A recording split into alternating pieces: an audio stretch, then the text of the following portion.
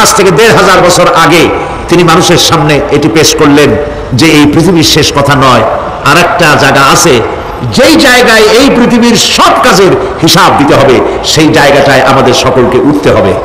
নবী করিম সাল্লাল্লাহু আলাইহি সাল্লাম মানুষকে পরকালের জ্ঞান দিয়েছিলেন, মানুষকে আখিরাতের জবাবদিহিতার কথা বলেছিলেন। জবাবদিহিতা শুধু গভর্নমেন্টের কাছে না, শুধু ঊর্ধ্বতন কর্মকর্তার কাছে না, ট্রান্সপারেন্সি, স্বচ্ছতা, জবাবদিহিতা শুধু ঊর্ধ্বতন কর্মচারী বা কর্মকর্তার কাছে নয়, সবথেকে বড় জবাবদিহিতা হবে কার কাছে? জোরে বলেন কার কাছে?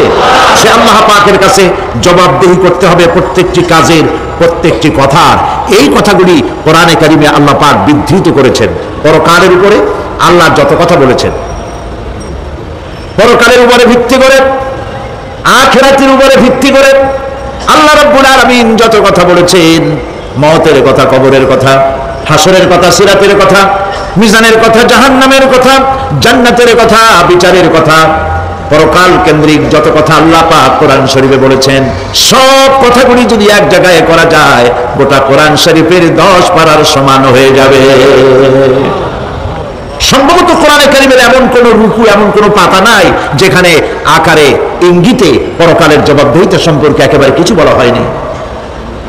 এই পরকাল কেন্দ্রিক কথাগুলির কারণেই সেই জামানার চোর, ডাকাত, ছিনতাইকারী, ধর্ষণকারী সব হেদায়েত হয়ে গিয়েছিল, আর মানুষগুলি পৃথিবীর সর্বশ্রেষ্ঠ সম্মানিত জাতিতে পরিণত হয়ে গেছিল। ঠিক কিনা বলেন? সত্য কিনা বলেন? সন্ত্রাস বন্ধ করতে হলে নৈতিকতার সৃষ্টি করতে হবে, আর নৈতিকতার সৃষ্টি কোরআন ছাড়া আর কিছুতেই করতে পারে না। আমার শিক্ষাঙ্গনে, কলেজ, বিশ্ববিদ্যালয়, হাই স্কুলগুলিতে যে ধরনের মানুষ আজ তৈরি হচ্ছে, আপনারা কি লক্ষ্য করেছেন কি মানুষ হচ্ছে? দেখুন নবীজি কি বলেছেন। আল্লাহর নবী বলেন, ইন্নাল্লাযী লাইসা ফি জাওফিহি শাইউম মিনাল কুরআনি কাল বাইতিল খারিব। যেই স্মৃতির ভিতরে, যেই দেহের ভিতরে কোরআন নাই, ওই দেহটা একটা বিরান বাড়ির মতো, একটা পোড়ো বাড়ির মতো। যে বাড়িতে মানুষ থাকে না, এটাকে বিরান বাড়ি বলে। তো যেখানে মানুষ থাকে না, এটা একটা বাড়ি কিন্তু মানুষ নাই, এই বাড়িতে কি থাকে বলেন তো? বলেন। এই কথার জবাবে প্রায় লোকেরা বলে যে ভূত থাকে। আপনারা এই বিষয়ে একেবারে নিশ্চিন্ত হন, পৃথিবীতে ভূত আর পেতনি বলে কিছু নেই। খামোখাই আপনারা ভয় পান, ভূত পেতনি নেই। যে ঘরে মানুষ নাই সেখানে চামচিকা থাকে, সেখানে বিচ্ছু থাকে, সাপ থাকে, সেখানে এই ধরনের সরীসৃপ এগুলি থাকে। এখন যেখানে যেই দেহের মধ্যে কোরআন নাই, সেই দেহটা বিরান বাড়ির মতো। আমাদের শিক্ষাঙ্গনগুলিতে এক সময় এর মনোগ্রামগুলিতে লেখা ছিল ইকরা বিসমি রাব্বিকাল্লাযী খালাক, লেখা ছিল রব্বি জিদনি ইলমা, লেখা ছিল না? ছিল। 1972 সালে যারা ক্ষমতায় এলেন, তারা এসে আল্লাহর কোরআনের আয়াত দুটি তুলে ফেলে দিলেন। এটি কি মিথ্যা না সত্য? এখন কোরআনে কারিম এমনিতে ওখানে পড়ানো হয় না, পরীক্ষায় পাস করার জন্য 2-4টা আয়াত, 2-4টা হাদিস, আর তো কিছু নাই। একথা সত্য কিনা? মনোগ্রাম ছিল, কোরআনের আয়াত লেখা ছিল, এই কোরআনের আয়াত তুলে দেওয়া হলো। এখন কোরআন নাই। কোরআন নাই কি আছে? যেই দেহের ভিতরে কোরআন নাই, যে স্মৃতিতে কোরআন নাই, সেটা বিরান বাড়ির মতো। বিরান বাড়িতে বিচ্ছু থাকে, সাপ থাকে, কুইসা থাকে, সেখানে হিংস্র প্রাণী থাকে। যেখানে যে শিক্ষাঙ্গনগুলিতে কোরআন নাই, সেই শিক্ষাঙ্গনগুলিতে ওই সব জিনিস থাকে যা বিরান বাড়িতে থাকে। কথা বুঝতে পেরেছেন?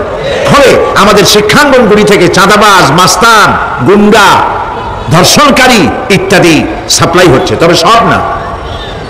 একটা উল্লেখযোগ্য অংশ খারাপ হয়ে যাচ্ছে। এটা ঠিক কিনা বলেন? এই খারাপ যদি ভালো বানাতে চাই, নীতি নৈতিকতা ছাড়া, কোরআনের শিক্ষা ছাড়া, পরকালের জবাবদেহি তার চিন্তা ছাড়া আমরা আমাদের শিক্ষাঙ্গনকে বিডিআর দিয়া, পুলিশ দিয়া, আর্মি অপারেশন করে এই নীতি নৈতিকতার সৃষ্টি করা যাবে না। মানুষ ওজনে কম দেয়, খাদ্যে ভেজাল দেয়, জমিনের আইল ছাড়ে, বউকে পর্দায় রাখে না, মিথ্যা কথা বলে, ওয়াদা খেলাপ করে, প্রতারণা করে, এই সব জিনিস আপনি বন্ধ করতে পারবেন না।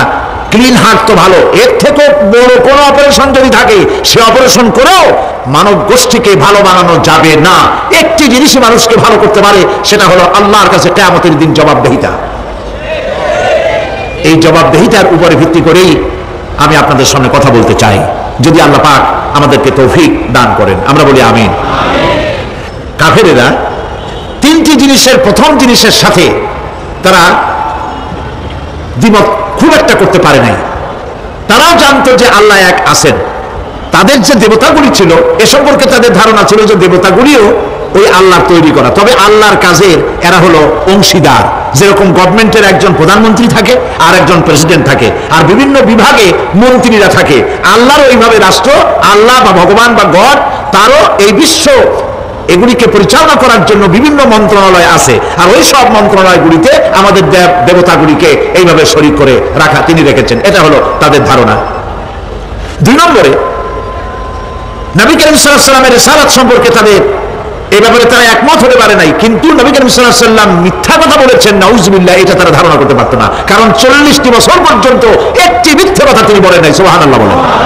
নবুয়তের আগ পর্যন্ত কোনো মিথ্যে কথা তার কাছ থেকে লোকেরা শোনে নাই। সুবহানাল্লাহ। সারা জীবনেও তিনি কোনো মিথ্যে কথা বলেন নাই। তৃতীয় যে বিষয়টি, এই বিষয় ছিল তাদের মারাত্মক প্রশ্ন, সেটাই আপনাদের সামনে আমি বলবো ইনশাআল্লাহ। পড়েন আমার সাথে। আউযু বিল্লাহি মিনাশ শাইতানির রাজীম। বিসমিল্লাহির রাহমানির রাহিম। শয়তানের ওয়াসওয়াসা থেকে পানা চাই। পরম করুণাময় আল্লাহ রাব্বুল আলামিনের নামে শুরু করছি। আম্মা ইয়াতাসাআলুন আনিন নাবাইল আযীমিল্লাযী হুম ফীহি মুখতালিফুন কাল্লা সায়া'লামুনা সুম্মা কাল্লা সায়া'লামুন। সূরা নাবা। নবী করিম সাল্লাল্লাহু আলাইহি ওয়াসাল্লাম বলেছেন, কেউ যদি দুনিয়ায় বেঁচে থেকে জীবিত চোখ দিয়ে পরকাল দেখতে চায়, পরকাল তো আমরা দেখতেছি না, কি বলেন? আমরা দেখতেছি? আমাদের কোন আত্মীয় স্বজন, মরা আত্মীয় স্বজন বেঁচে এসে ওই জগৎ সম্পর্কে আমাদেরকে কিছু বলতে পারতেছে? কেউ পারে না। কাজেই সেই পরকালটা কেমন হবে, নবী করিম সাল্লাল্লাহু আলাইহি ওয়াসাল্লাম বলেছেন, কেউ যদি দেখতে চায়, তাহলে দুনিয়ায় বেঁচে থাকা অবস্থায় কেউ যদি পরকাল দেখতে চায়, তাহলে সেই জন্য সূরা নাবা, সূরা নাজিআত, সূরা তাকবীর, সূরা আল ইনফিতার সেজন্য পড়ে। তাহলে কিয়ামত তার চোখের সামনে ভেসে উঠবে। সুবহানাল্লাহ। আল্লাহ পাক বলছেন, আম্মা ইয়াতাসাআলুন, তারা কি সব ব্যাপারে জিজ্ঞাসাবাদ করছে? আনিন নাবাইল আযীম, সেই মহা ব্যাপারটি, সেই মহা খবরের ব্যাপারেই কি তারা এসব প্রশ্ন করছে? আল্লাযী হুম ফীহি মুখতালিফুন, যে ব্যাপারে তারা নিজেরাই মতদ্বৈততায় ভুগছে এবং নিজেরাই ঠাট্টা বিদ্রুপ ইত্যাদি করে বেড়াচ্ছে। কাল্লা সায়ালামুন, কখনো নয়, অবশ্যই তারা জানতে পারবে। সুম্মা কাল্লা সায়ালামুন, পুনরায় বলছি, অবশ্যই তারা এই বিষয়টি জানতে পারবে। এ হলো আয়াত যদ্দূর পড়েছিলাম তার শাব্দিক তরজমা। এরা আম্মা ইয়াতাসাআলুন আনিন নাবাইল আযীম, নাবাইল আযীম বলতে কিয়ামত এবং পরকালকে বোঝায়। ইয়াতাসাআলুন বলতে জিজ্ঞাসাবাদ, পরস্পর পরস্পরকে তারা জিজ্ঞাসা করতো, কি ভাই আমরা নাকি মরে যাব, তারপর নাকি জিন্দা হব, এটা কেমন কথা? আল্লাযী হুম ফীহি মুখতালিফুন, যে বিষয় নিয়ে তারা পরকালের বিষয়টি নিয়ে পরস্পর পরস্পরে ঠাট্টা করত, বিদ্রুপ করত। পরকাল সম্পর্কে অবিশ্বাসী যারা ছিল তাদের প্রশ্নগুলো কিরকম ছিল, কোরআনে কারীম তা বিধৃত করছে। প্রিয় ভাই সব, কোরআন কোনো গোপন কিতাব নয়। আল্লাহ পাক কোনো জিনিস গোপন রাখেন নাই, সব জিনিসকে মানুষের সামনে স্পষ্ট করে দিয়েছে। সুবহানাল্লাহ বলেন। কিন্তু এখানে একটা দুঃখ আছে, সেটা হলো এই যে কোরআন শরীফ সম্পর্কে আমাদের মুসলমানদের একটি গ্রুপ, একটি দল, তারা বলে বেড়ান যে কোরআন তো আসলে আমরা বুঝবো না, আমরা হলাম পাবলিক, কোরআনের আমরা বুঝবো কি, এগুলি সব আলেম ওলামাদের কাম, আমরা বুঝবো না। আসেন আমাদের অন্যরা কি বলে, হুজুররা কি বলে দেখি, সেই সব বইপত্র পড়ি। প্রিয় ভাই সব, বুজুর্গরা, মুরব্বীরা যে কথা বলেন, সে কথা যে সঠিক তা বোঝার জন্যই তো কোরআন প্রয়োজন। কোরআনই যদি না বুঝলেন, তাহলে তারা আপনাদেরকে বিভ্রান্ত করছে কিনা সেটা তো আপনি বুঝতে পারবেন না। কথা ঠিক কিনা বলেন? এখন কোরআন বোঝা, যারা বলেন যে এটা কোরআন বোঝা সহজ নয়, কঠিন, আমার চিন্তায় এই লোকগুলি, এই বিশাল একটি গ্রুপ, একটি দল, শয়তানের বড় রকমের ওয়াসওয়াসার ভিতরে তারা নিয়োজিত হয়ে গেছে। আল্লাহ মেহেরবানি করে এই ভাইদের দৃষ্টিকে খুলে দিন, যাতে তারা বুঝতে পারে যে কোরআন শুধু আলেম ওলামাদের জন্য নয়, কোরআন পৃথিবীর সমস্ত মানুষের জন্য। হুদাল লিল আলামিন তো আল্লাহ পাক বলেন নাই, আলেমদের জন্য নাজিল করেছি তা তো বলেন নাই, বলেছেন হুদাল লিন নাস, সমস্ত মানুষের জন্য কোরআন দেওয়া হয়েছে। এখন কোরআন বোঝা কঠিন না সহজ? এই প্রশ্নের জবাবে আল্লাহ রাব্বুল আলামিন, আমরা প্রশ্ন করব, আমাদের প্রশ্ন করার অনেক আগে আল্লাহ রাব্বুল আলামিন সূরা কামারের ভিতরে একটি প্রশ্নের জবাব 4 বার দিয়েছেন। আল্লাহ পাক বলেছেন, ওয়া লাকাদ ইয়াসসারনাল কুরআনা লিযিকর ফাহাল মিন মুদ্দাকির। আল্লাহ পাক বলেন, আমি আল্লাহ অবশ্যই কোরআনকে মুখস্থ করার জন্য আর কোরআন বোঝার জন্য মানুষের কাছে আমি সহজ করে দিয়েছি। ফাহাল মিন মুদ্দাকির, আছে কে কেউ এর থেকে উপদেশ গ্রহণ করা? 4 বার আল্লাহ পাক বলেছেন সূরা কামারের ভিতরে, অবশ্যই কোরআন আমি বোঝার জন্য সহজ করে দিয়েছি। সুবহানাল্লাহ বলেন। আমরা বুঝতে চাই না, তাহলে বুঝবো কি করে? বুঝতে চাইলেই তো আমরা বুঝতে পারবো, চেষ্টা করলেই বুঝতে পারবো। কোরআনে কারীমের এই সূরাটির দিকে লক্ষ্য করে আল্লাহ পাক বলছেন, কাফেরেরা এটা বিশ্বাস করতো না। বিশ্বাস না করে তারা কি সব প্রশ্ন উঠাইতো, সেই প্রশ্নগুলো আল্লাহ পাক তুলে ধরেছেন। আরেকটি জিনিস লক্ষ্য করুন, আল্লাহর চাইতে শক্তিধর পৃথিবীতে কেউ আছে? আকাশে কেউ আছে? কোথাও কেউ আছে? কেউ নাই। আল্লাহরে অস্বীকার করছে একদল লোক, বলতেছে মানি না। আল্লাহ পাক ফেরেশতা পাঠায় দিলেন, ওদের গর্দান পিটাই ভেঙে দাও, আমারে মানে না কে? এরকম কি আল্লাহ করছে? না, করেন নাই। ওরা বলে পরকাল মানি না, আল্লাহরে মানি না।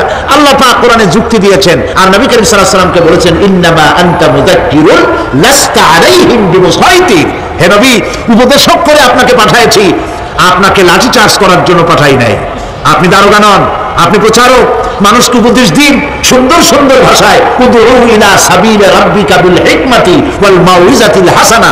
মিষ্টি মিষ্টি ভাবে, সুন্দর ভাবে, সুকৌশলে মানুষকে ভালো ভালো কথাগুলি সুন্দর করে বুঝিয়ে দিন। সুবহানাল্লাহ বলেন।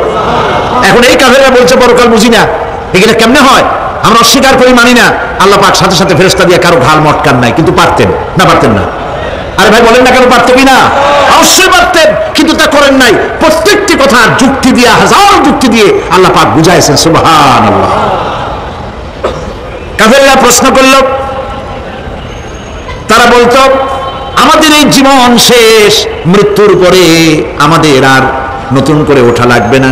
ওরা বলতো, ইন্না হাউলানি লায়াকুলুনা ইন হিয়া ইল্লা মাউতাতুনাল উলা ওয়া মা নাহনু বিমুনশারিন। তারা বলতো এই জীবনটাই আমাদের শেষ, এইখানে আমরা মৃত্যু ছাড়া, আমাদের এই জীবন ছাড়া আর কিছুই নাই, আর আমাদেরকে পুনরুত্থিত করা হবে না। পরিষ্কার তারা বলতো যে আমাদেরকে পুনরুত্থিত করা হবে না। এরপরে তারা আরো বলতো, মা নাদিরি মাস-সাআতু ওয়া নাযুন্নু ইল্লা আয-যান্না ওয়া মা নাহনু বিমুস্তাইকিনিন।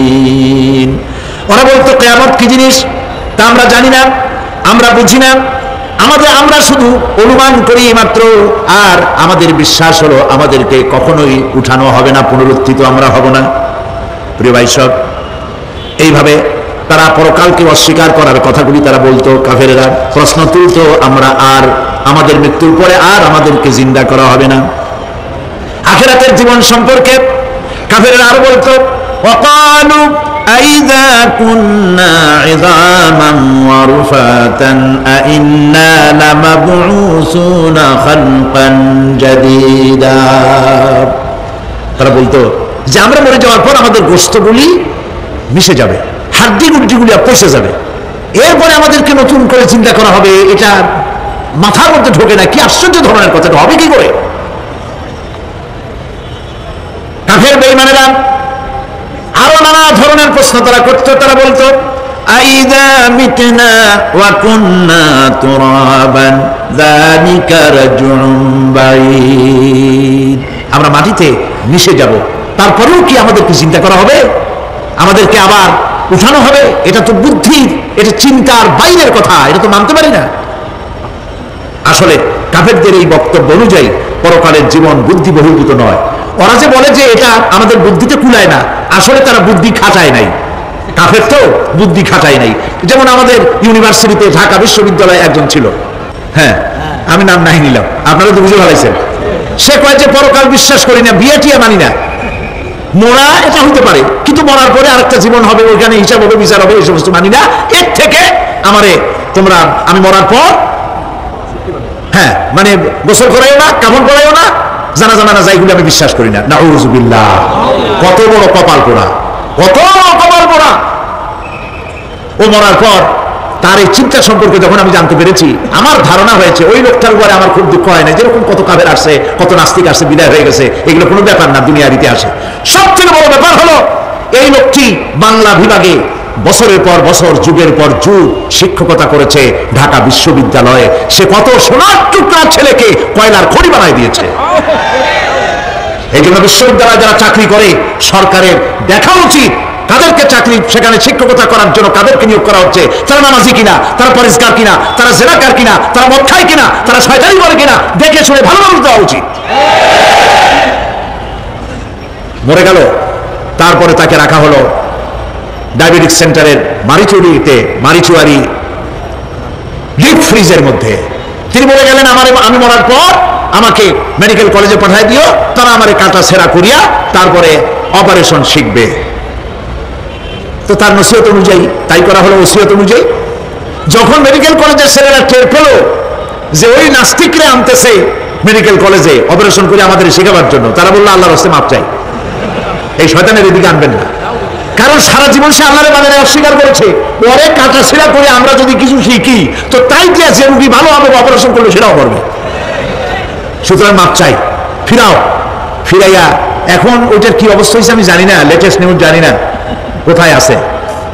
যদি এখন কবর তো কপালে হইল না, এখন যদি রাস্তাও ফালায় দেয় আমাদের দেশে কুত্তাও খাবে না। কারণ কুত্তাগুলি আমাদের দেশে এত অভদ্র না যে এত পচা বাসি লাশ খাবে, ওদের একটা রুচি টুচি আছে। প্রিয় ভাই সব, এদের চিন্তা, এদের বুদ্ধি হলো, এদের বুদ্ধি সীমিত বুদ্ধি। আর আল্লাহ কোরআনে বুদ্ধির কথা বলেন নাই, আল্লাহ বলেছেন জ্ঞানের কথা। আল্লাহরা হলো বুদ্ধিজীবী, ওরা কি জীবী কর? বুদ্ধিজীবী। আচ্ছা আপনারা একটা প্রশ্নের জবাব দেন তো, দুনিয়ার সব থেকে বড় বুদ্ধিজীবী কিনা? মাশাআল্লাহ, আপনাদের ওয়াজ না শুনলেও হবে, আপনারা তো জানি ফেলেছেন সব থেকে বড় বুদ্ধিজীবীর নাম হলো শয়তান। আর সব থেকে বড় জ্ঞানীর নাম হযরত আদম আলাইহিস সালাম। মানুষের মধ্যে সর্বপ্রথম তাকে জ্ঞান দান করেছিলেন। সুবহানাল্লাহ। আল্লাহ পাক কোরআনের মধ্যে কোথাও বলেন নাই যে আমি বুদ্ধি দিছি। আল্লাহ পাক বলেছেন ওয়া আল্লামা আদামাল আসমাআ কুল্লাহা, আমি আদমকে সমস্ত জিনিসের জ্ঞান দিয়েছি, নামগুলো শিখাইছি। সুবহানাল্লাহ। ওয়ালাকাদ আতাইনা লুকমানাল হিকমা, আমি লোকমানকে জ্ঞান দান করেছি। ওয়ালাকাদ আতাইনা দাউদা ওয়া সুলাইমানা ইলমা, আমি দাউদ আর সুলাইমানকে কি দিছি? বুদ্ধি দিছি। কি দিছি? জ্ঞান দান করেছি।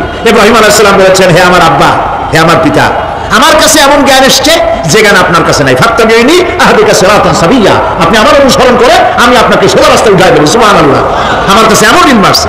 কোরআনে কারীম আল্লাহ রাব্বুল আলামিন বুদ্ধি শেখো, আল্লাহর কাছে বুদ্ধি কামনা করো, এটা তিনি এক জায়গাও বলেন নাই। বলেছেন আমার কাছে দোয়া চাও, রব্বি জিদনি ইলমা। পড়েন সবাই, রব্বি জিদনি ইলমা। আবার বলেন, রব্বি জিদনি ইলমা। আল্লাহ তুমি আমার জ্ঞান বৃদ্ধি করে দাও। শয়তান ছিল বুদ্ধিজীবী, আদম আলাইহিস সালাম ছিলেন জ্ঞানী। শয়তান শুদ্ধা। আল্লাহ পাক যখন সকলকে বললেন উসজুদু লিআদামা, সবাই মিলে আদমের সেজদা দাও, ফাসাজাদু, সবাই মিলে সেজদা করলো, ইল্লা মিস্টার ইবলিস সেজদা করলো না। আবা ওয়াস্তাকবারা ওয়া কানা মিনাল কাফিরিন, কপাল পুড়ল, জম্মের পোড়া। এখন ও যে বুদ্ধিজীবী, দুনিয়ার বড় বুদ্ধিজীবী, দেখেন অবস্থা। আল্লাহ পাক জিজ্ঞেস করলেন, ইবলিস রে, আমার হুকুমটা তুই মানলি না কেন? কোন জিনিস তোরে বাধা দিল আমার হুকুম অমান্য করতে? মানলি না কেন?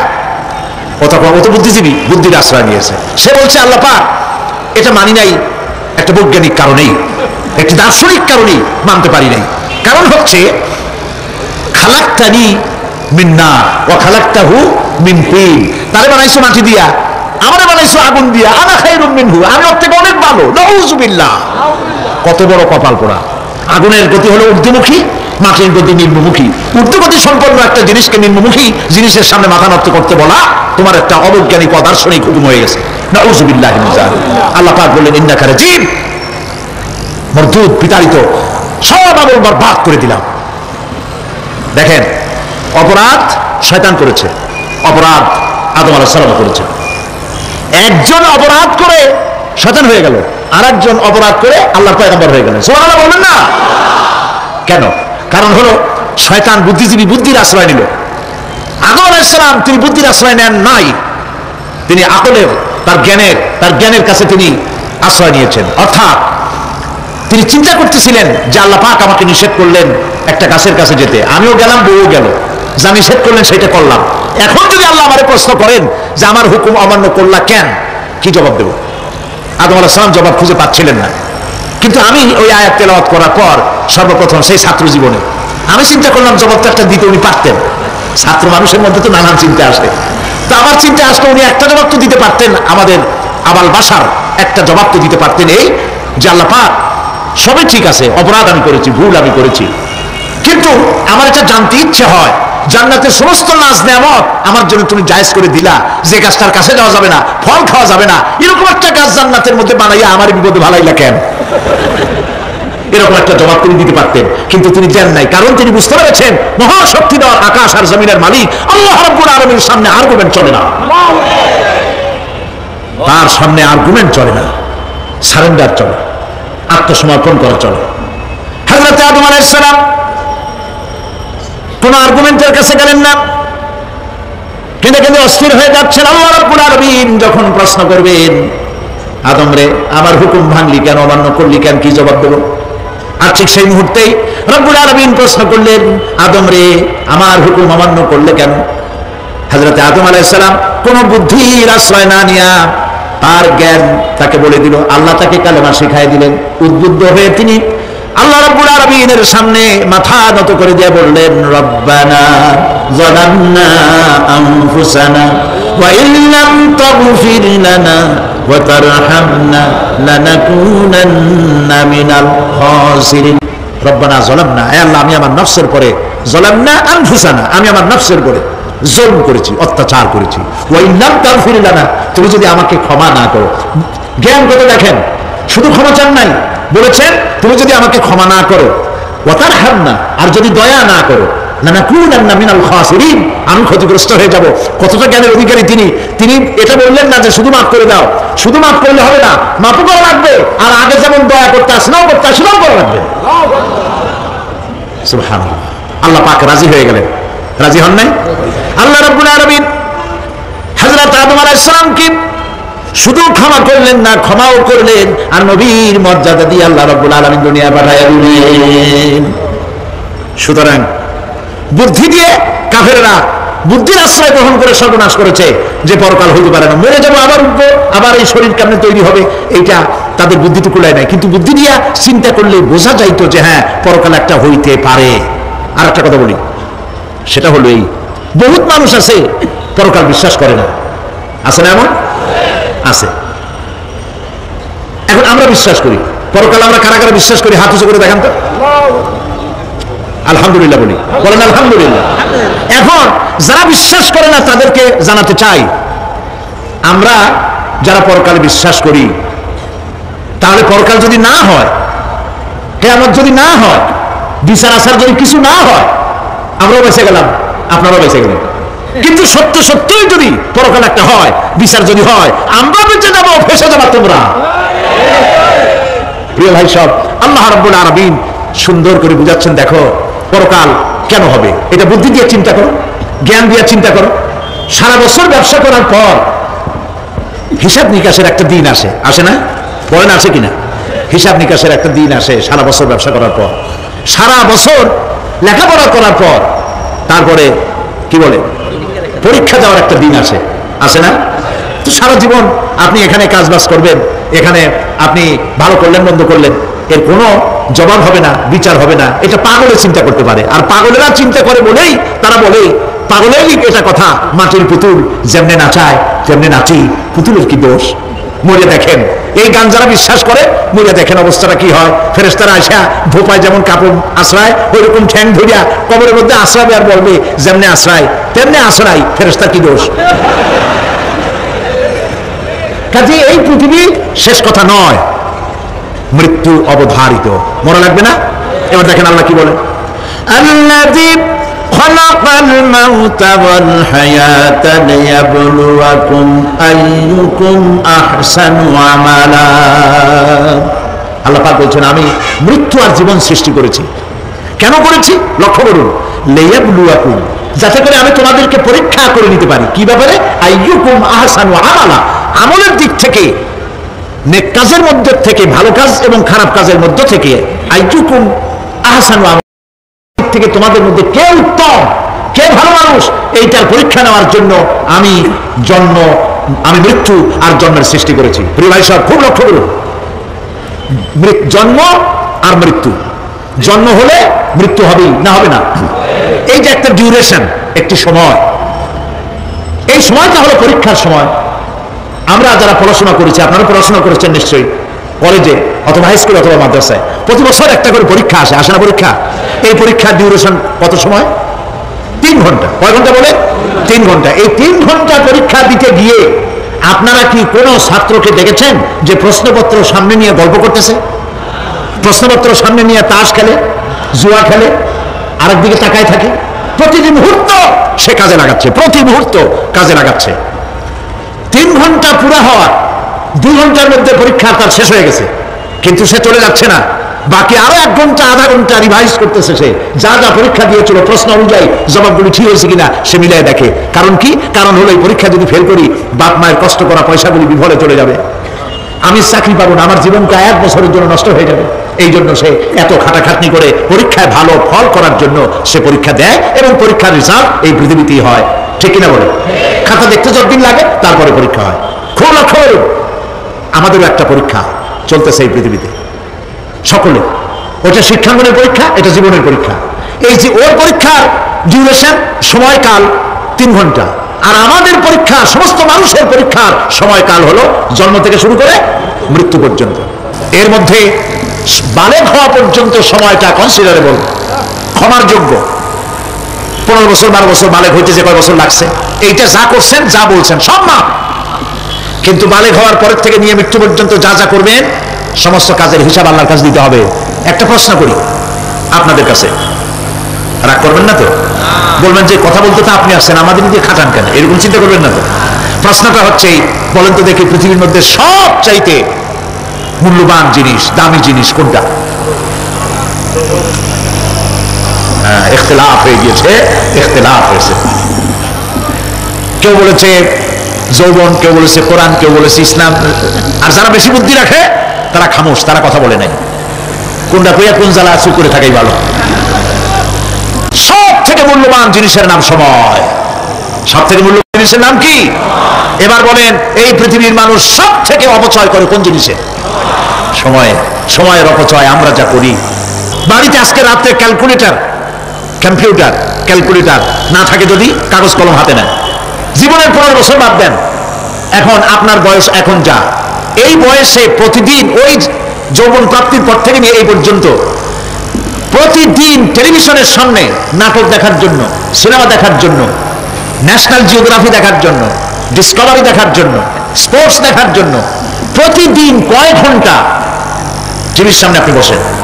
এরপরে আপনি এগুলিকে সপ্তাহে কয় ঘন্টা হয়, মাসে কয় ঘন্টা হয়, বছরে কয় ঘন্টা হয়? বয়স এখন আপনার 50 বছর, 15 বছর বাদ দেন, 35 বছর। হিসাব করেন কয় বছর আপনি টেলিভিশনের সামনে বসা ছিলেন। আমার কথা কি মাথায় ঢুকছে? কয় বছর টেলিভিশন আর সিনেমা হলে বসা ছিলেন? চায়ের দোকানে গল্প করতে গিয়ে, আড্ডা মারতে গিয়ে কতটা সময় নষ্ট করেছেন?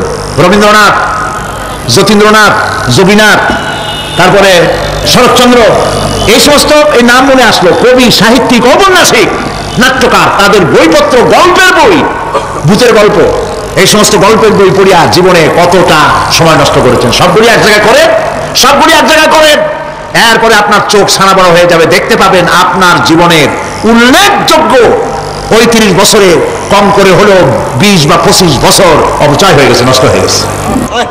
ইন্না লিল্লাহি ওয়া ইন্না ইলাইহি রাজিউন। জীবনের সব থেকে মূল্যবান সময়গুলি নষ্ট করে ফেলেছি আমরা। আল্লাহ পাক বলেছেন, পরীক্ষা নেওয়ার জন্যই এই পৃথিবীতে দিয়েছিলাম। এখন ওই পরীক্ষার, ছাত্রের পরীক্ষার সময় 3 ঘন্টা, রেজাল্ট আউট হবে এখন। আর আপনার আমার পরীক্ষা মৃত্যুতে, জন্ম থেকে শুরু মৃত্যু পর্যন্ত, কিন্তু রেজাল্ট এখানে আউট হবে না। রেজাল্ট আউট হবে কোথায়? কিয়ামতের দিন। কোথায় হবে? হতেই হবে কিয়ামতের দিন। সেদিন এই পৃথিবীতে যারা ভালো কাজ করবে, ভালো কাজের জন্য আল্লাহ পুরস্কার দিবে, আর মন্দ কাজ যারা করবে তাদের জন্য তিরস্কার তারা পাবেই। এই জন্য বিচার কিয়ামত হওয়া, বিচার হওয়া, এটা বিবেকের দাবি, এটা জ্ঞানের দাবি। যারা বুদ্ধিজীবী দাবি করে কপাল পোড়া, এরা এটা বুঝে না, এদের মাথার মধ্যে এটা ঢোকে না। ঠিক কিনা বলে? প্রিয় ভাই সব, কিয়ামত হবে এবং কিয়ামতে আল্লাহর দরবারে আমাদের সকলকে উঠতে হবে, এটা কোনো সন্দেহের অবকাশ নাই। এবার দেখেন আল্লাহ পাক এবার যুক্তি দিয়ে বুঝাচ্ছেন, সুবহানাল্লাহ বলেন। তোমরা যারা বলো যে মরে যাব, পচে যাব, মাটির সাথে মিশে যাব, আবার জিন্দা হবে কেমনে? আল্লাহ বলে কেমনে জিন্দা হবা বুঝাই। সুবহানাল্লাহ বলেন।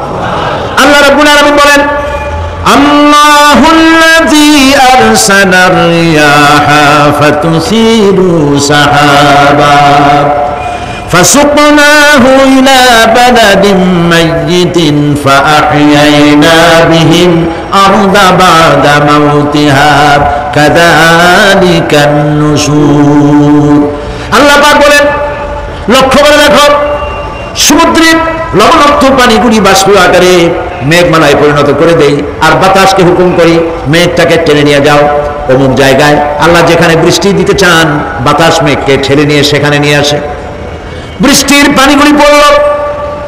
আল্লাহ পাক বলেন, আকাশের সেই বৃষ্টির পানি দিয়া মরা জমিনকে আমি জিন্দা করে দিলাম। ফাআহিয়ানা বিহিল আরদা বাদা মাউতিহা, এই মৃত্যু জমিনকে আমি জিন্দা করলাম। সেখানে তুমি বীজ বপন করলে, সেই বীজগুলি, বীজের মাথা ফাটাইয়া চারাগুলি কে বাইর করে দিল? মাটির আস্তরণ, মাটির আস্তরণের মধ্যে কদুর বিচি, লাউর বিচি। আপনারা কদু কর না লাউ বলেন? যেটাই হোক, বুঝলি হইল, কদু অথবা লাউ একই কথা। অথবা যে কোনো শাক সবজি, উদ্ভিদ, এর চারা, এর বীজ মাটিতে দেওয়া হলো, মাটিটা ফেটে চারা যে পাতা দুটো বেরিয়ে আসলো, এই পাতা কি শক্ত না নরম? তাহলে মাটিটা ফাটাইয়া পাতা দুটো বাইর করে দিল কে? সুবহানাল্লাহ বলে। রব্বুল আলামিন দৃষ্টান্ত দিয়ে বুঝাচ্ছেন, আলাম ইয়াকু নুতফাতাম মিন মানিয়্যিন ইউমনা সুম্মা কানা আলাকাতান ফাখালাকা ফাসাওয়া ফাজআলা মিনহু আয-যাওজাইনি আয-যাকারা ওয়াল উনসা। আল্লাহ পাক বলেন, মানুষকে নিকৃষ্টতম মাতৃগর্ভে নিক্ষিপ্ত এক ফোঁটা পানি ছিল না, আমি তার থেকে আকার আকৃতি দিয়ে সুগঠিত করে মানুষের আকার দান করেছি, আর মায়ের পেটের ভিতরে আমি নারী আর পুরুষ বানাইছি, কন্যা সন্তান এবং পুত্র সন্তান বানাইছি। সুবহানাল্লাহ। এখন মানুষের কাছে আমরাও পারি। এই যে ক্লোনিং সিস্টেম একটা শুরু হয়েছে, শুনছেন আপনারা? কথা না বলে বুঝি কি? ক্লোনিং পদ্ধতি। এটি ক্লোনিং পদ্ধতি বিজ্ঞানীরা যারাই কাজটা করতেছে, তারা বিশ্ব সভ্যতাকে বিনষ্ট করার একটি মারাত্মক কাজে তারা হাত দিয়েছে। ক্লোনিং পদ্ধতিতে যে যা কিছু তৈরি হয়, এর আগে ভেড়ার বাচ্চা হয়েছে, ছাগলের বাচ্চা বানাইছে, সেগুলি তার মায়ের মতোই হয়েছে অথবা পিতার মতো হয়েছে। পিতার ডিএনএ নিয়ে একটা পুরুষ জাতীয় জন্তুর ডিএনএ অথবা স্ত্রী জাতীয় একটি জন্তুর ডিএনএ নিয়ে তারপরে বিশেষ প্রক্রিয়ার মাধ্যমে সন্তান, এই বাচ্চা উৎপাদনের ব্যবস্থা তারা শুরু করেছে পশু দিয়ে। এরপরে মানুষ এভাবে করা যায় কিনা সেই চিন্তা তারা করেছে। ইতিমধ্যে নাকি দুটো বাচ্চা হয়েছে, এটা সত্য না মিথ্যা এখনো যাচাই করা যায় নাই। কিন্তু পশুর থেকে যেগুলো হয়েছে সবগুলি রোগ নিয়ে আসছে পৃথিবীতে, গেল এক নম্বর কথা। দুই নম্বরে ডিএনএর মাধ্যমে যে মানব শিশু পয়দা হয়, তার সবগুলি তার মায়ের অনুকরণে হয়। একেবারে অবিকল মায়ের চেহারা নিয়ে আসতেছে, অবিকল পিতার চেহারা নিয়ে আসতেছে। চিন্তা করুন, এই মেয়ে যখন বয়সপ্রাপ্তা হবে, তখন তার পিতা কি করে বুঝবে তার বউ কোনটা আর মেয়ে কোনটা? উচিত হবে পৃথিবীর সমস্ত নেতৃবৃন্দ, বিশ্ব নেতৃবৃন্দের ঐক্যবদ্ধ হয়ে এই দুঃসাহসিক কাজকে বাধা দিয়ে বন্ধ করে দেওয়া উচিত। আল্লাহর সৃষ্টির সাথে পাল্লা দিতে গেলে ধ্বংস ছাড়া পথ থাকবে না। লক্ষ্য করেছেন, আপনি সাক্ষী দিলে আজ এক সাক্ষী দেবেন, কালকে বলবেন যে ওই সাক্ষী আমি দেইনি। আজকে সই করেছেন, কালকে বলবেন ওই সই আমি করি নাই। কিন্তু আল্লাহ রাব্বুল আলামিন আপনার ফিঙ্গারপ্রিন্ট, আপনার আঙ্গুলের ছাপ এমন করে দিয়েছেন, এই আঙ্গুল দিয়ে যদি কাগজের উপর একটা টিপ মারেন, টিপ সই করেন, আপনার বাবা কবর থেকে উঠে এসেও বলতে পারবে না যেটা আপনার না। আদম আলাইহিস সালাম থেকে নিয়ে আজ পর্যন্ত, আজ থেকে নিয়ে কিয়ামত পর্যন্ত যত মানুষ পৃথিবীতে এসেছে আর আসবে, কোন মানুষের আঙ্গুলের রেখার সঙ্গে আর একজন আঙ্গুলের রেখার মিল হবে না। এ হচ্ছে আমার আল্লাহর সৃষ্টি। সুবহানাল্লাহ। সুতরাং তিনি বলছেন, আমি মাতৃগর্ভের ভিতরে সন্তান তৈরি করি, সেই সন্তানকে কোনটা কন্যা সন্তান, কোনটা পুত্র সন্তান আমি বানাই। এই কাজটা যিনি পারেন, এবার দেখেন সামনে কি বলতেছেন আল্লাহ, এই কাজটি যিনি করতেছেন, আলাইসা যালিকা বিকাদিরিন আলা আন ইউহইয়াল মাউতা, এত বড় কাজ যিনি সম্পাদন করেছেন, এক ফোঁটা নাপাক পানি, এক ফোঁটা নিকৃষ্ট গান্দা পানি যা শরীর থেকে নির্গত হয়ে পড়ে গোসল ফরজ হয়ে যায়, এমন এক ফোঁটা পানি দিয়ে তোমার জন্মের উৎপত্তি করেছি, আকার দিলাম, হাত দিলাম, পাও দিলাম, চোখ দিলাম, সুন্দর করে বানালাম, তারপরে পৃথিবীতে পাঠালাম। এরপরে তুমি কি করে মনে করতে পারো যে সেই আল্লাহ তোমার মৃত্যুর পরে আবার চিন্তা করতে পারবে না? আলাইসা যালিক, আল্লাহ পাক কি তোমাকে মৃত্যুর পরে আলাইসা যালিকা বিকাদিরিন, আল্লাহ পাকের পক্ষে এটা কি সম্ভব নয় যে তোমার মৃত্যুর পরে আল্লাহ আবার চিন্তা করবেন? বলেন অবশ্যই পারবেন, বলেন অবশ্যই পারবেন। প্রিয় ভাই সব, আল্লাহ পাক এরপরে বলছেন, ইয়া আইয়ুহান নাসু ইন কুনতুম ফি রাইবিন মিনাল বা'সি ফাইন্না খালাকনাকুম মিন তুরাব, হে মানব সকল, যদি সন্দেহ হয় যে আমি তোমাদের পরকাল সম্পর্কে, যদি পুনরুত্থান সম্পর্কে যদি তোমাদের সন্দেহ হয়, জানা থাকা উচিত আমি তোমাদেরকে মাটি দিয়ে সৃষ্টি করেছি, মাটির উপকরণ দিয়ে সৃষ্টি করেছি, এই মাটির সাথে মিশে যাবা, আবার উঠানো হবে। মাটিতে কবরের মধ্যে মুর্দা রাখার সময় কি বলি আমরা? মিনহা খালাকনাকুম ওয়া ফিহা নুঈদুকুম, বলেন সবাই, মিনহা খালাকনাকুম ওয়া ফিহা নুঈদুকুম ওয়া মিনহা নুখরিজুকুম তারাতান উখরা। মাতৃগর্ভের ভিতরে মানুষকে আল্লাহ রাব্বুল আলামিন হাত পাও চক্ষু কর্ণ নাসিকা দিয়ে সুন্দর করে মায়ের পেটের ভিতরে বানায়া এই পৃথিবীতে আল্লাহ পাক পাঠায় দেন। আর আল্লাহ পাক বলেন, সুম্মা নুখরিজুকুম তিফলা, বাচ্চার আকারে মায়ের পেট থেকে বের করে দিলাম। যে আল্লাহ রাব্বুল আলামিন এইভাবে করে তোমাদেরকে সৃষ্টি করেন। যালিকা বিআন্নাল্লাহা হুয়াল হক, জেনে রাখো এ সব কিছু এই জন্যই ঘটে যেহেতু আল্লাহ রাব্বুল আলামিন, আল্লাহ তাআলা মহাসত্য, তিনি যা বলেন তাও সত্য, তার কথার মধ্যে কোনো রকমের বৈপরীত্য নাই। ব্যারোমিটার যন্ত্র আছে, যে যন্ত্রের মাধ্যমে আবহাওয়া মাপা হয়, বৃষ্টি হবে কি হবে না, ঝড় হবে কি হবে না, জলোচ্ছ্বাস হবে কি হবে না, এগুলি ব্যারোমিটার যন্ত্র দিয়ে, আবহাওয়া মাপা যন্ত্র দিয়ে তারা মাপে। কিন্তু আপনারা কি কখনো শুনেছেন যে রেডিও টেলিভিশনে বলা হয়েছে সন্দীপ কুতুবদিয়া হাতি আছেন মাঠে এবং বাঁশখালী আর কি কোন দুইটার নাম, কক্সবাজার, পতেঙ্গা ইত্যাদির উপর দিয়ে 280 মাইল স্পিডে ঝোড়ো হাওয়া প্রবাহিত হবে, আগামীকাল 30 ফিট উঁচু হয়ে জলোচ্ছ্বাস হবে, এরকম কথা বলে কেউ? কি বলে? হইতে পারে, হইতে পারে, বজ্র সহ বৃষ্টিপাত হতে পারে।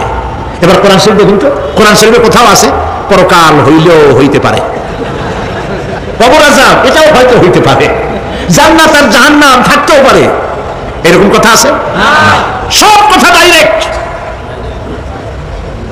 কোন কথার ভিতরে কোন রকমের বৈপরীত্য নাই। আল্লাহ রাব্বুল আলামিন বলেছেন, ইদাস সামাউ ফাতারাত, আকাশসমূহ যখন বিদীর্ণ হয়ে যাবে, ওয়া ইদাল কাওয়াকিবু তাসারাত, আর যখন তারকাসমূহ বিক্ষিপ্ত হয়ে পড়বে, ওয়া ইদাল কুবুরু বুসিরাত, আর যখন কবরের ভিতরে যা কিছু আছে সব উদ্গীরণ করে দেওয়া হবে। সমস্ত কথাগুলি ডাইরেক্ট। যালিকা বিআন্নাল্লাহা হুয়াল হক, যেহেতু আল্লাহ মহাসত্য। ওয়া মান আসদাকু মিনাল্লাহি কিলা, আর আল্লাহর চাইতে সত্যবাদী আর কে আছে? বলেন আছে কেউ?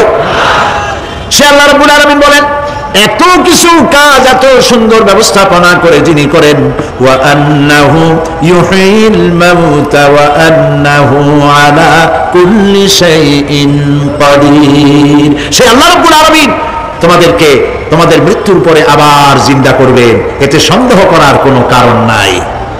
ওয়া আন্নাস সাআতা আতিয়াতুন লা রাইবা ফিহা ওয়া আন্নাল্লাহা ইউবআসু মান ফিল কুবুর, আল্লাহ পাক বলছেন অবশ্যই কিয়ামত আসবে, তাকে কেউ বিন্দুমাত্র এতে কোনো সন্দেহ নাই।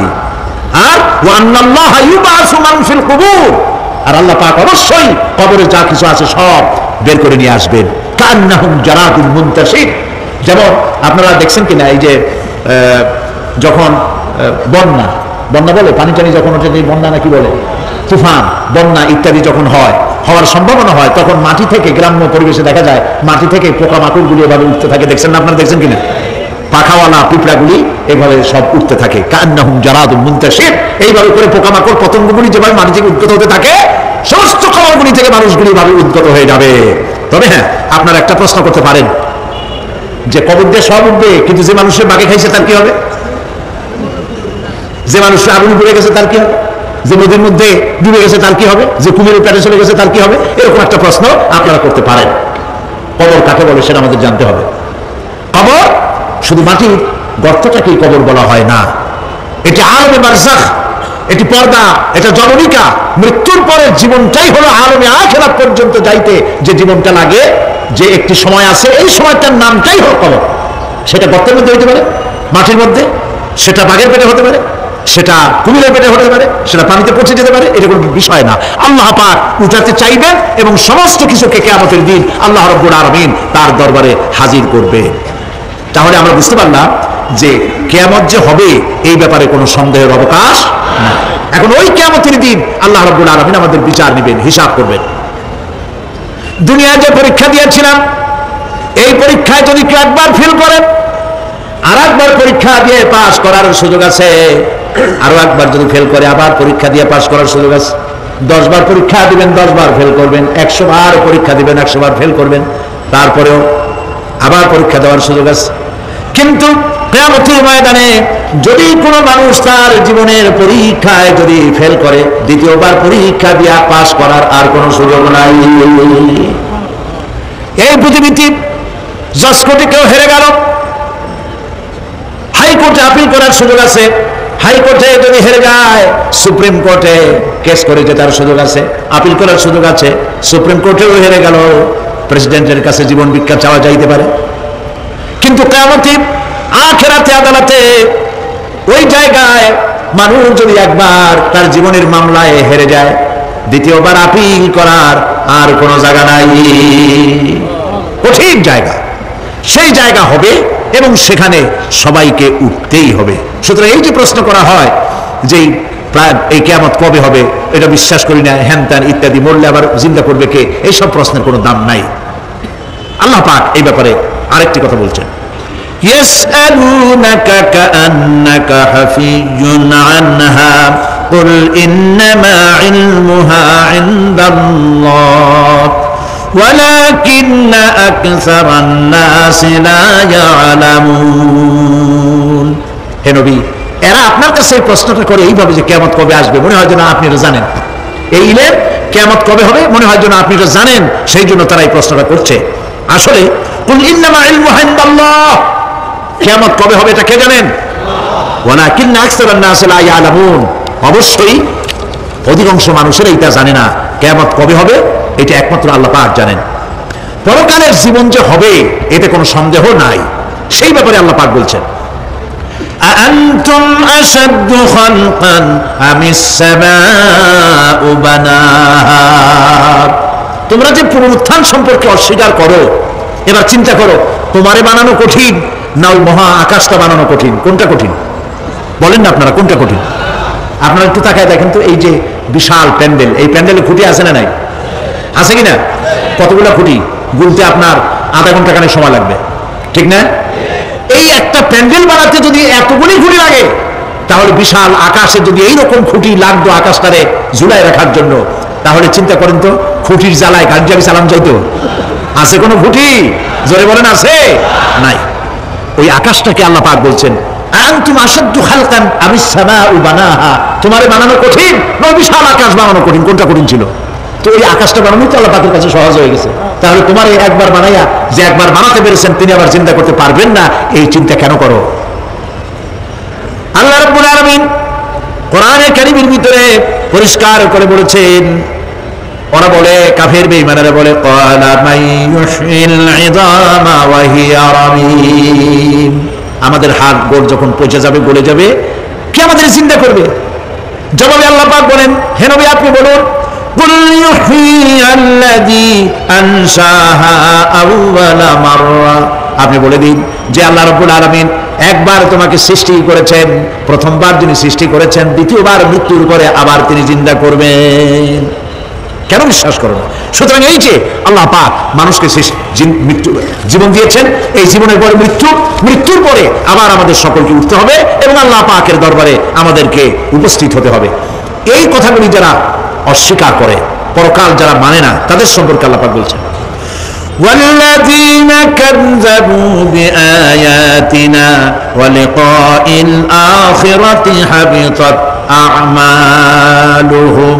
আল্লাহ পাক বলেন যারা পরকালকে অস্বীকার করেছে, আখিরাত যারা মানে না, তাদের জিন্দেগীর সকল আমলগুলিকে আল্লাহ পাক বরবাদ করে দিবেন। পরকালের বিশ্বাসের উপরে ভিত্তি করেই মানুষের চরিত্র ভালো হইতে বলেন পারে। একটা দৃষ্টান্ত দেই, একটা দৃষ্টান্ত। এই যে যারা চুরি করে, ডাকাতি করে, সন্ত্রাস করে মানুষ মারে, সন্ত্রাসগুলি করে কি জন্য? এদের ধারণা নাই যে আল্লাহ পাক আমাদেরকে উঠাইতে পারবে, আমাদের মৃত্যু হবে, পরকালের চিন্তা নাই বলেই তারা এই কাজটা করে। হাতের আধারে কোটি কোটি টাকার অফার আসছে, কেউ দেখে না এইখান থেকে, এই টাকার খাওয়া থেকে, অথবা জেনা করা থেকে, অথবা মদ পান করা থেকে গোল্ডেন অপরচুনিটি, সুযোগ আসছে, জেনা করা যায়, মদ খাওয়া যায়, টাকা নেওয়া যায়, অবৈধ টাকা। এই অপরাধ থেকে বাঁচাতে পারে একমাত্র পরকালের জবাবদিহিতা, আখিরাতের ভয়। আল্লাহর কাছে আমাকে জবাবদিহি করতে হবে, এই ভয় ছাড়া আর কোনো কিছুই মানুষের এই বিপদ থেকে মানুষের চরিত্র ভালো বানাইতে পারে না। মানুষের চরিত্র ভালো বানাবার জন্য এটাই হচ্ছে একমাত্র পথ। সেই জন্য আল্লাহ পাক আখিরাতের জীবন রেখেছেন, উঠতে সেখানে হবেই। এই পৃথিবীতে একবার যখন আসছি, আমাদেরকে জিন্দা আল্লাহ করবে এবং সমস্ত কথাগুলির জবাব আল্লাহর কাছে দিতে হবে। আল্লাহ রাব্বুল আলামিন বলেন ওয়াত্তুর ওয়া কিতাবিম মাসতুর ফি রাক্কিম মানশুর ওয়াল বাইতিল মামুর ওয়াস সাকফিল মারফুর ওয়াল বাহরিল মাসজুর ইন্না আযাবা রাব্বিকা লাওয়াকি' মা লাহু মিন দাফি'। সূরা তুর।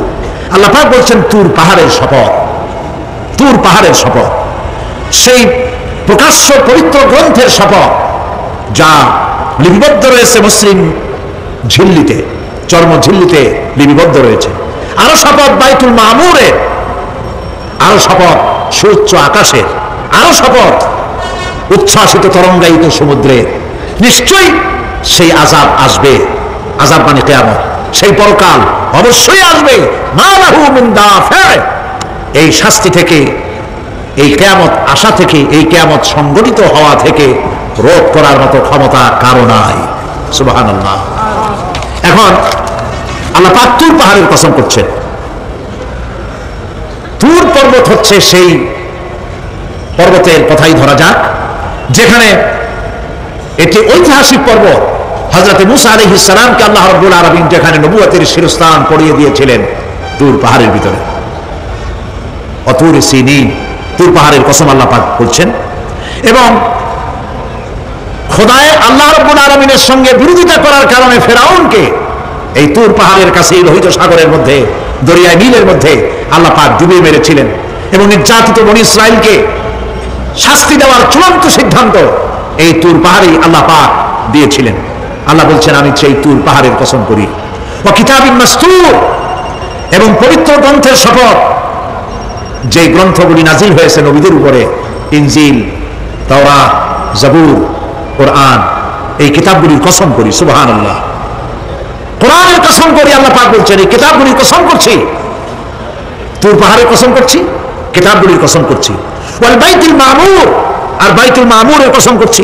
সেটা কি? আকাশে, প্রত্যেকটি আকাশে একটি করে বাইতুল মামুর আছে। ওই আকাশের ফেরেশতারা এই বাইতুল মামুরকে কেন্দ্র করে আল্লাহ রাব্বুল আলামিনকে সিজদা দেয়। আল্লাহ পাক হযরত আদম আলাইহিস সালামকে বলেছিলেন একটি ঘর বানাও, বাইতুল মামুরের নিচে বানাও। তিনি বললেন আমি তো জানি না বাইতুল মামুর কোথায়। হযরত জিবরাইলকে পাঠানো হলো। বাইতুল মামুর আকাশের যেখানে আছে ঠিক সেই সোজা বর্তমানে মক্কা শরীফে যে কাবা শরীফ যে আছে, অবিকল আল্লাহ পাকের আকাশে বাইতুল মামুর যেখানে, তার সরাসরি নিচেই কাবা শরীফ স্থাপিত হয়েছে। আল্লাহ রাব্বুল আলামিন বলছেন আমি এই বাইতুল মামুরের কসম করছি। এরপরে আল্লাহ পাক বলছেন যে ফেরেশতারা যে বাইতুল মামুরকে তাওয়াফ করে এবং আল্লাহ পাকের ইবাদত করে, সেই বাইতুল মামুরের কসম, ওয়াস-সাকফিল মারফু, সুউচ্চ আকাশের কসম। এই আকাশ আল্লাহ পাক সৃষ্টি করেছেন বিগাইরি আমাদিন, কোন রকমের কোন খুঁটি ছাড়াই। সুবহানাল্লাহ বলি আমরা। এই বিশাল আকাশ সম্পর্কে ওই যে বুদ্ধিজীবী যারা, কোরআনের জ্ঞান যাদের কাছে নাই, তারা বলে যে আকাশ বলতে কিছু নাই, ওইটা একটা নীলা নীলা বহুত দূর, সেই জন্য নীলা নীলা দেখা যায়।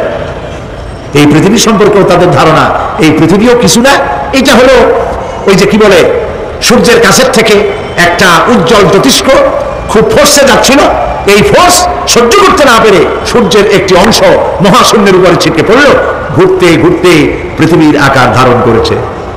এই হলো ওদের ধারণা। অ্যাক্সিডেন্টের মাধ্যমে নাকি পৃথিবী হয়েছে। মূল কথা হলো এইভাবে করে যদি কোনো একটা গ্রহ উজ্জ্বল জ্যোতিষ্ক যাওয়ার কারণে পৃথিবী হয়ে থাকে, তাহলে এখন তো পৃথিবীতে মানুষ ধরতেছে না, মানুষ তো অনেক বেশি বেড়ে গেছে, তাহলে আর একটা জ্যোতিষ্ক দয়া করে সূর্যের পাশ দিয়ে যাইয়া আর একটা খণ্ড ফালাই দিয়া আর একটা পৃথিবী বানায় না কেন? প্রিয় ভাই সব, আল্লাহ পাক বলছেন ওয়াস-সাকফিল মারফু, আমি এই বিশাল আকাশে কসম করি। সুবহানাল্লাহ। এরপরে ওয়াল বাহরিল মাসজুর, পৃথিবীতে প্রবাহিত উচ্ছ্বসিত তরঙ্গায়িত সমুদ্র রাজির কসম করি। সুবহানাল্লাহ। আচ্ছা বলেন তো এই পৃথিবী এর নিচে কি? এই পৃথিবীর নিচে কি? এই পৃথিবী মহাশূন্যের উপরে ঘুরছে। লক্ষ্য করেন আল্লাহর কত বড় শক্তি। আটলান্টিক মহাসাগর কোথায় বলতে পারবেন না? এই পৃথিবীতে। আটলান্টিক মহাসাগর কোথায়? এই পৃথিবীতে। আটলান্টিক মহাসাগর, প্রশান্ত মহাসাগর, ভূমধ্য সাগর, যত সাগর আর মহাসাগর সব এই পৃথিবীতে। এই পৃথিবী অসংখ্য পাহাড়, অসংখ্য সমুদ্র আর অসংখ্য মানবরাজি নিয়ে লাটিমের মতো ঘুরতেছে। সুবহানাল্লাহ। মহাশূন্যের উপরে, মহাশূন্যের উপরে লাটিম যেমন ঘোরে, পৃথিবী তেমন ঘোরে, অথচ মানুষগুলো ছিটকে পড়ে যায় না, পানিগুলি উড়ে কোথাও পড়ে যায় না। সুবহানাল্লাহ বলতে ইচ্ছে করে না। আল্লাহ রাব্বুল আলামিন সূরা ইয়াসিনের মধ্যে বলেছেন লাশ-শামসু ইয়ানবাগি লাহা আন তুদরিকাল কমারা ওয়ালাল লাইলু সাবিকুন নাহার ওয়া কুল্লুন ফি ফালাকিন ইয়াসবাহুন। সূর্য চন্দ্রের অধিকার নষ্ট করতে পারে না। রাত দুপুরের সময় সূর্য উঠবে না, দিনের দুপুর বেলায় চন্দ্র উদিত হয়ে সূর্যের আলোকে নিষ্প্রভ করতে পারে না। চন্দ্র সূর্যের আগে যেতে পারে না, সূর্য চন্দ্রের আগে যেতে পারে না, কারো গায়ে কারো ধাক্কা লাগে না। অসংখ্য তারকারাজি উড়ে বেড়াতেছে, কারো সাথে কারো কোনো ধাক্কা নাই, কোনো সংঘর্ষ নাই। মহাশূন্যের উপরে সূর্য চন্দ্র যেমন ঘোরে, ওয়া কুল্লুন ফি ফালাকি ইয়াসবাহুন, চাঁদ আর সূর্য যেমন ঘোরে, মহাশূন্যে যা আছে তাও ঘোরে। এই পৃথিবীটা মহাশূন্যের উপরে, গোটা পৃথিবী সমস্ত সমুদ্র আর মহাসমুদ্র নিয়ে সব ঘুরতেছে। সুবহানাল্লাহ। ওয়াল বাহরিল মাসজুর, তরঙ্গায়িত উচ্ছ্বসিত সমুদ্র রাজির কসম করি। সমুদ্র সন্দ্বীপ যাওয়ার সময় কেমন অবস্থা হয় যদি তুফানে পড়ে? দাল্লা মান তাদউনা ইল্লা ইয়াহু, সকলের কথা মানুষ ভুলে যায়। মওজুন কাল জিবাল, পাহাড়ের মতো যখন ঢেউগুলো আসতে থাকে সবাই সব ভুলে যায়, তখন মনে পড়ে শুধু আল্লাহ। কি মনে পড়ে? আল্লাহ কত বড়। সমুদ্রের কাছে যাই দেখেন। সুবহানাল্লাহ। এই বিশাল বিশাল সমুদ্র রাজির কসম করছি। এতগুলি কসম করে আল্লাহ পাক কোরআনে কারীমের মধ্যে বলছেন, দেখো এই সব জিনিসগুলি আমি সৃষ্টি করেছি, আর এই জিনিসগুলির কসম করে বলছি সেই পরকাল অবশ্যই অনুষ্ঠিত হবে, সেই আযাব আসবে। কেউ এই পরকাল অনুষ্ঠিত হওয়া থেকে কেউ ফিরাইয়া রাখতে পারবে না।